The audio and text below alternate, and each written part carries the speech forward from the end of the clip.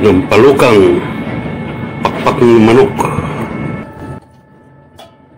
Pagkatapos mahiwa ko ang rekado ay sindihan ko na ang kalan at magpainit tayo ng ating gagamiting kaldero para lutuan natin. At habang mainit na, maglagay ako ng 2 kutsarang mantika lang. Hindi karamihan dahil ang manok ay makolesterol na yung kanyang balat.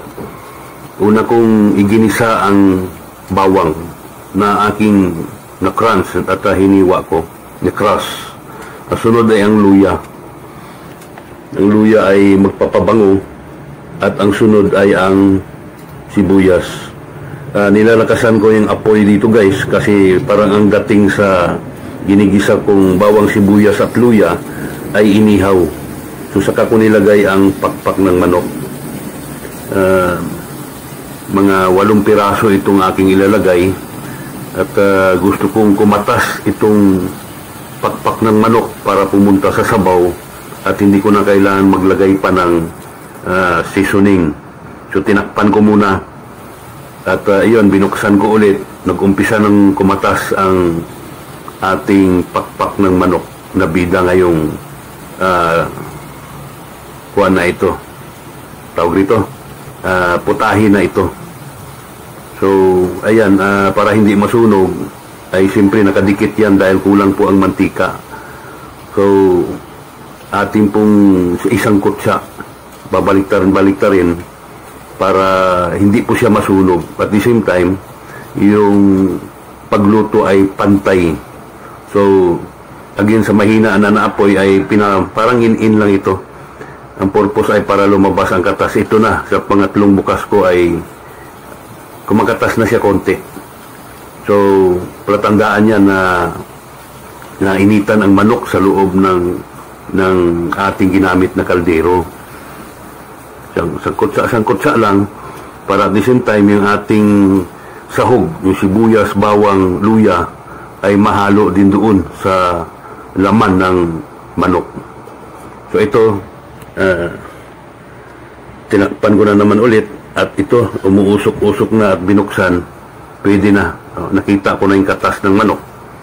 So, kumuha lang ako ng 2 guys kasi ipa-fried chicken ko mamaya ito. Ipa-fried ko. Lagyan ko ng harina. Parang Jollibee ang dating. So, kuha lang ako ng 2 kasi marami naman tong pakpak na manok na ito. Wantosawa ito mamaya. Tsaka ako naglagay ng tubig. So, mga 2 basong tubig lang ang aking isasabaw. Actually, marami na yung 2 basong tubig. Tama-tama lang na matakpan ang manok. Ayan. At saka ko nilagay yung aking hiniwang kamatis para magkulay pula mamaya ang ating sabaw. So, ayan. Takpan ko at pakuluan ng mga 10 minutes to 15 minutes. So sigurado na malambot na talaga ang manok natin. Pati yung ating sahog ay malambot na din. So ito, after 10 minutes, binuksan ko na at nilagay ko yung ating sahog na sitaw. Wala ako maraming isasahog dito. At naglagay na rin ako ng patis. So ang patis naman ay depende yan sa panimplan nyo guys.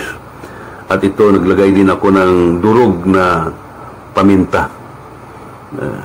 Masarap itong sabaw kapag may paminta. At ito, may ang sinigang mix. Naglagay ako para pampaasim. Konti lang. Tamang-tama lang yan sa 2 basong tubig. At ito, naglagay din ako ng konting magic sarap dito. Yung tira kahapon ay siyempre hindi na siya crunchy. Kaya medyo mahirap na siya ilabas. At ngayon, takpan ko at pakuluan. Siguro mga 5 minutes. So ayan, kulong-kulo na talaga yung ating sabaw. Yung ating bida na manok ay nasa ilalim na, natatakpan na. Malambot na sigurado yan. Tsaka lahat ng sikreto sa pagluluto ay dapat tikman. Kaya yan, tinikman ko kung ano ang kulang. So ito, perfect na ito. Wala na akong idadagdag. Kasi medyo tansyado na. Alam na.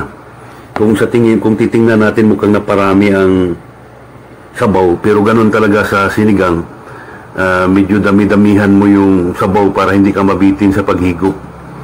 Kasi yung iba, hindi lang hinihigop, sinasabaw talaga sa kanin. Ganun ako kumain guys, sinasabaw ko sa kanin bago ko isubo yung kanin. So ito, tamang-tama lang. At pinapakuluan ko pa. At kitang-kita nyo naman ang pagkulo ng ating sinampalukang manok. So, hindi pa ito tapos guys. Actually, may ilalagay pa ako. Yung pinakasekreto ng mga matatanda na magluto ng sinampalukan ay nilalagyan nila ng talbos ng sampalok. Masarap din yung talbos ng sampalok. Binili ko kanina sa palengke, sa Marikina, ay kung kapiraso lang, 30 pesos. Mahirap siguro, taghirap ang talbos ng sampalok ngayon. So saan pa natin hanapin yan? Dito tayo sa syudad. At aakyat-akyat pa tayo. Wala naman tayong puno ng sampalok dito. At alam nyo naman, ang sampalok ay mataas na puno. Mahulog pa tayo. So bumili na lang tayo. Ang pinakakuan, ito na po, hinugasan ko maigi ang talbos ng sampalok. Mayaman sa vitamin C. Itong ating talbos na sampalok na lahok. Madali lang ito maluto kasi talbos ito. Hindi na kailangan itong patagalin. Konting halo-halo lang ito. Then, takpan, luto na ito.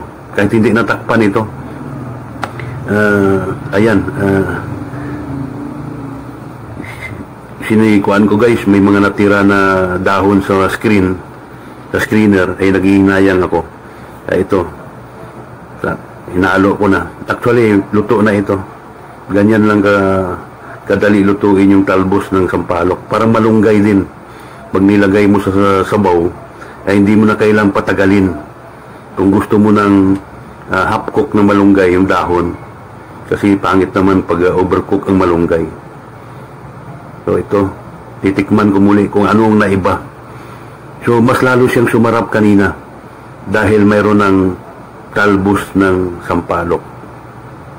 So guys, happy cooking lang ito at napakadali po itong lutuin kahit bata, kayang-kaya gawin ito. So, lalo na pag humigop tayo na sabaw, may nakita tayo ng talbos. Pag sanay na tayo sa sinampalukang manok, ayan, pinatay ko na yung apoy. At yan na po yung umuusok-usok pa na sinampalukang manok. Ito na guys, ang aking menu for today. Sinampalukang pagpak ng manok. Masarap nito. Mainit-init pa.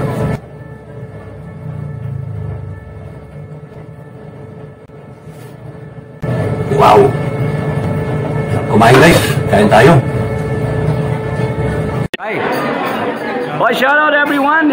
We'd like to request everyone to support. Walang iba kundi Latigo Vlog. Yan, ito po si Jay ng Jay Brothers. Thank you, Kuya. Thank you guys. Thank you guys. Thank you.